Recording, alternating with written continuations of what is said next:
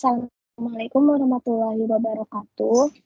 Kami dari SMIK Dharma Negara akan mempresentasikan sebuah materi yang ditugaskan di mata kuliah pemrograman berorientasi objek. Sebelumnya, kami dari kelompok 5, perkenalkan, nama saya Siti Jadarana Areta. Kemudian ada rekan-rekan saya juga. Yang pertama ada Dandung Janitra, ada Khairunisa Nurfarida, ada Mukrian Suhada, dan ada Resti Apiani. Kemudian materi yang akan kami sampaikan berjudul konsep dan implementasi pemrograman berbasis objek pada bahasa pemrograman. Mungkin materi yang pertama akan disampaikan oleh Dandung. Silakan Dandung. Oke, buat materi yang pertama adalah apa itu pemrograman berorientasi objek. Pemrograman yang berorientasi pada objek, di mana program-program yang telah ada merupakan gabungan dari beberapa komponen-komponen kecil yang sudah ada sebelumnya. Objek-objek yang saling berkaitan disusun dalam satu kelompok. Ini disebut dengan kelas. Nantinya, objek-objek tersebut akan saling berinteraksi untuk menyelesaikan masalah program. Selanjutnya, prinsip pemrograman berorientasi objek yaitu ada 4. Ada encapsulation, abstraction, inheritance, dan polymorphism. Encapsulation adalah konsep tentang pengikatan data atau metode berbeda yang disatukan atau dikapsulkan menjadi satu unit data. Abstraction adalah prinsip ini yang memungkinkan seorang developer memerintah suatu fungsi tanpa harus mengetahui bagaimana fungsi tersebut bekerja lebih lanjut. Abstraction berarti menyembunyikan detail latar belakang dan hanya mewakili informasi yang diperlukan untuk dunia luar. Yang ketiga itu ada inheritance. Kemampuan untuk membentuk kelas baru yang memiliki fungsi turunan atau mirip dengan fungsi yang ada sebelumnya. Konsep ini menggunakan sistem hierarki atau bertingkat. Maksudnya, semakin jauh turun atau subkelasnya, maka semakin sedikit kemiripan fungsinya. Yang terakhir itu polymorphism. Konsep di mana suatu objek yang berbeda-beda dapat diakses melalui interface yang sama. Dengan polymorphism, tentu akan mempermudah perintah yang sama untuk beberapa kelas atau subkelas tertentu. Selanjutnya, ada kelebihan OOP atau kekurangan OOP akan dijelaskan oleh rekan saya, Kak Muhammad Rian. Silakan. Nah ya. Lalu ada kelebihan OOP. Yang pertama itu ada parallel development. Jadi ketika bekerja bersama tim, masing-masing programmer dapat membangun kelas sendiri. Dengan membangun kelas secara tersendiri, komponen yang sudah dibentuk kemudian dapat digabungkan menjadi satu kesatuan. Hal ini tentu saja menghemat banyak waktu dibanding harus membangun kelas satu persatu. Lalu ada reusable. Dengan OOP, kamu dengan menggunakan berbagai kelas yang telah kamu buat sebelumnya, ini tentu akan memudahkan untuk digunakan pada proyek lainnya yang sejenis. Kelas tersebut juga dapat kamu ubah sesuai dengan kebutuhan. Lalu ada scalability. Berbagai prinsip yang dimiliki OOP bertujuan untuk mempermudah kebutuhan program yang lebih luas atau rumit. Hal ini membuat jika terjadi perkembangan dari program yang sudah ada, menambahkan beberapa fungsi, objek, atau kelas lainnya akan jadi lebih mudah. Program tersendiri juga dapat tetap berfungsi dengan baik. Nah, selain ada kelebihan-kelebihan OOP, OOP juga punya kekurangan. Yang pertama itu ada tidak efisien. Menggunakan OOP akan lebih memakan daya pada CPU yang digunakan. Oleh karenanya, sangat disarankan untuk menggunakan perangkat terbaru saat melakukan pengembangan dengan OOP. Yang kedua ada membutuhkan manajemen data yang ketat. Hal lain yang dikeluhkan oleh developer mengenai OOP adalah perlunya kontrol yang cukup ketat terhadap kode-kode tersebut. Hal ini karena OOP akan memunculkan beberapa kode-kode baru jika terdapat kode-kode yang kurang berfungsi dengan baik. Tentu hal ini akan menambah beban pada perangkatmu. Lalu ada kemungkinan duplikasi. Dengan berbagai kemudahan yang diberikan oleh OOP, mengembangkan program baru dari yang telah ada sebelumnya akan menjadi lebih mudah. Namun hal ini justru membuat berbagai proyek yang dibuat akan terasa seperti sekadar duplikasi saja. Lalu ada beberapa contoh bahasa pemrogram OOP yang akan dijelaskan oleh Reski.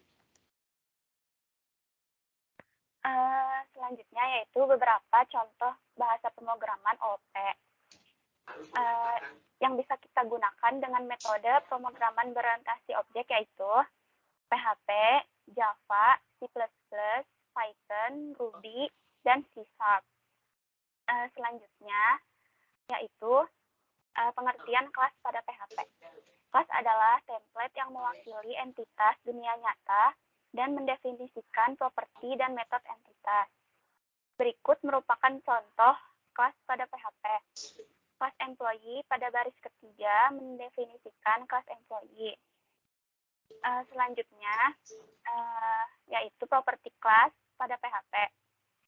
Properti kelas merupakan variabel yang digunakan untuk menyimpan informasi tentang objek. Dalam contohnya, terdapat 3 properti yaitu first name, last name, dan age. Selanjutnya yaitu konstruktor kelas pada PHP. Konstruktor kelas adalah metode kelas khusus yang dipanggil secara otomatis ketika instantiate sebuah objek. Konstruktor digunakan untuk menginisialisasi properti objek ketika objek sedang dibuat. Pada PHP, cara membuat konstruktor dengan mendefinisikan metode konstruk. Dan yang terakhir, saya akan menjelaskan tentang metode kelas pada PHP, yaitu fungsinya melakukan tindakan spesifik yang terkait dengan objek. Dalam contohnya, kita telah mendefinisikan metode getLastName untuk mengembalikan nama belakang yang dikaitkan dengan objek. Sekian dari saya, selanjutnya akan dijelaskan oleh Hairunisa. Objek pada PHP merupakan benda nyata atau realisasi yang dibuat berdasarkan rancangan yang sudah didefinisikan dalam kelas. Berikut merupakan bagaimana cara membuat instance pada objek dari kelas employee. Ketika ingin membuat instance, sesuatu objek dari setiap kelas harus menggunakan kata kunci new. Ketika telah mendefinisikan metode _construct dan membutuhkan argumen, kita harus meneruskan argumen tersebut saat membuat instance sebuah objek. Dalam gambar 1, konstruktor kelas employee memerlukan 3 argumen, dan karenanya kita telah melewati ini ketika membuat objek $object employee.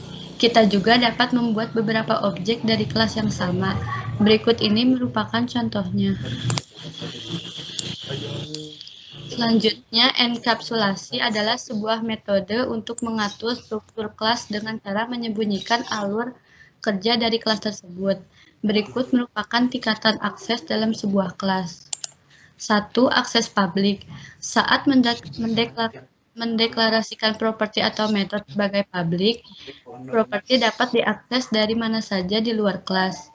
Selanjutnya akan disampaikan oleh Siti Syahda.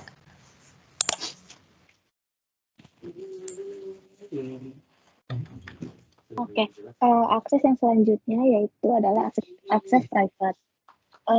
Akses ini adalah saat mendeklarasikan properti atau metode sebagai private, properti hanya dapat diakses dari dalam kelas.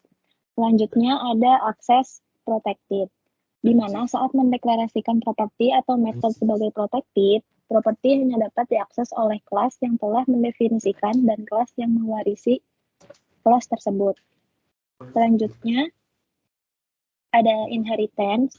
Inheritance adalah sebuah metode di mana sebuah kelas dapat menurunkan properti atau metode yang dimilikinya kepada kelas lain. Contohnya ialah, di gambar 6, di sini di line 23 ada kelas employee di mana dia mengextend kelas person. Kelas employee ini adalah kelas parent yang di mana dia itu mewarisi kelas person. Oke, selanjutnya ada polymorphism. Polymorphisme adalah sebuah prinsip di mana kelas dapat memiliki banyak bentuk metode yang berbeda-beda meskipun namanya sama. Untuk contohnya, terlampir di gambar 8. Oke, mungkin itu saja yang dapat kami presentasikan. Lebih kurangnya mohon maaf. Assalamualaikum warahmatullahi wabarakatuh.